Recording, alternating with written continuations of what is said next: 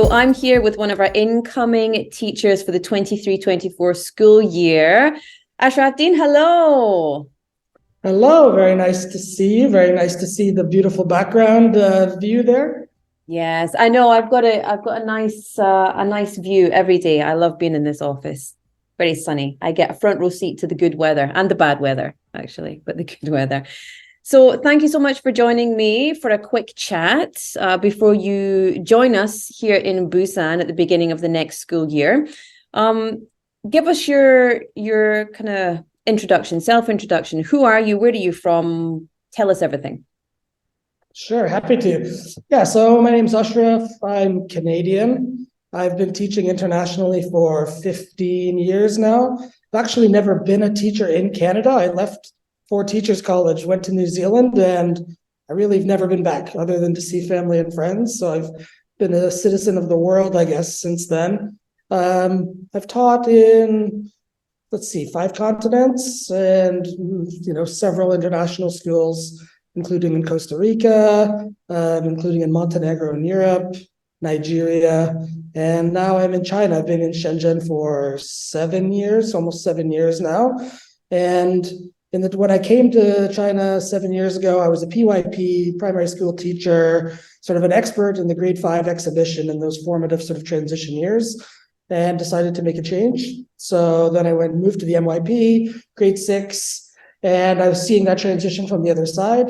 And now I find myself teaching DP, business, and economics. So I'm one of those kind of rare teachers, perhaps. I'm this unicorn who's done all 3 programs. So I think that there's some benefits to having somebody in the room that knows all 3 programs and sort of can see that vertical alignment in a way that maybe others don't. So I think that's something I can bring.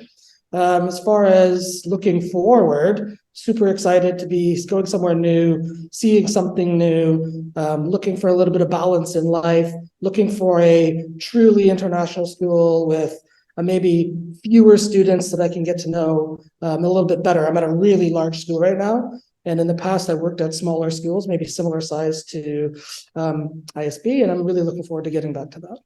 Well, thank you. That was a fantastic answer. I have no more questions. Okay, bye-bye. Oh, wonderful. I love that you referred to yourself as a unicorn as well. I'm feeling that. So I'd love to know a bit more about your educational backgrounds. What did you study and what kind of drove you to become a teacher? Fair question. Yeah, so my undergraduate degree, I have an honors degree in communication studies and semiology. It's like the study of signs and language and how language can be effective or not effective, I suppose, in media studies as well. It's a bit of an interdisciplinary topic of study, and that actually connects really well with the IB. But after I did my undergrad, there was that moment that I know a lot of people have when they finished maybe their first degree, and they're kind of thinking like, well, what's next? I have all of this theoretical knowledge, but how do I get a job with it? What's the next step for me? So I was sitting at my parents' house with like 2 acceptance letters in hand, trying to figure out, should I go to college and be like an advertising executive? That was path 1. And path 2 was, should I go to New Zealand and be a teacher? And that's eventually what I decided to do. And I think I've always been really a community-oriented person, involved usually through like environmental causes, but always really wanting to, make the world better in any way that I could. And I just felt like being true to myself meant going the teaching route. And yeah, I've never looked back. It's a really rewarding career every day, even on the bad days. It's still a good day because you're doing something that's not only good for you and your immediate family, but it's good for the world. You're helping students make the world better. So look, by extension, the web of influence that you have is just enormous.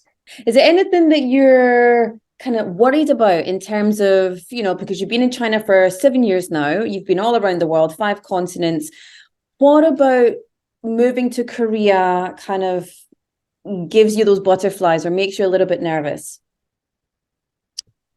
I mean, I gotta be honest, I'm not that nervous. I really like going somewhere new. It's kind of, that's one of the driving passions for me. Everybody's got their goals. One of my goals is to get to everywhere, do everything, right? Just experience like the diversity of experiences. I have been to Korea. I've never been to Busan. It's really important for me to live near the water, I think. So it has everything I need, outside of work. And I think it's got everything from what I hear that I need in work. And I think that like looking for that balance, looking for those outdoor experiences, it's all there. So there's not really much nervousness. I guess like logistically, I've got 2 dogs and they've got to get over there with me somehow. So that's sort of my big challenge at the moment. How do I get the paperwork that I need? How do I get them on a plane? When is that going to happen? Et cetera, et cetera. So yeah, just logistics, but the actual, act of arriving and being somewhere new, that's just exciting. That's just something to look forward to. Yeah, it's a new adventure. Sure. Absolutely. Well, thank you so much for speaking with me. Before I send you off, I would love to know if you have any message for the community here at ISB.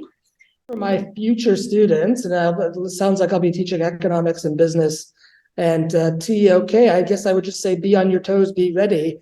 You never know what you're going to get when you walk in the classroom, but I think that the onus will be on them to demonstrate their learning and to be in control of learning, and especially in the grade 11 and 12 years. I mean, I'm your facilitator, but you're the one driving the bus. I might be helping out, walking up and down the aisles, but you're driving your own bus. So be ready, be prepared for a really, I hope, rewarding class that's really applicable to what you want to do in the future, how you view the world now, and how that might change.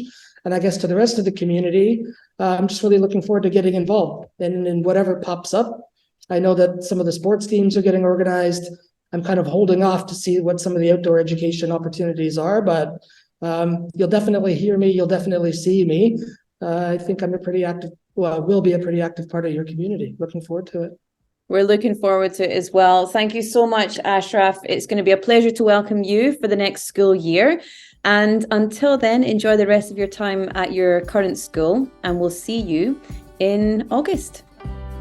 Fantastic. The feeling is mutual. Looking forward to it, and have a great second term. Yes, indeed. Thank you so much. We'll see you soon. Take care.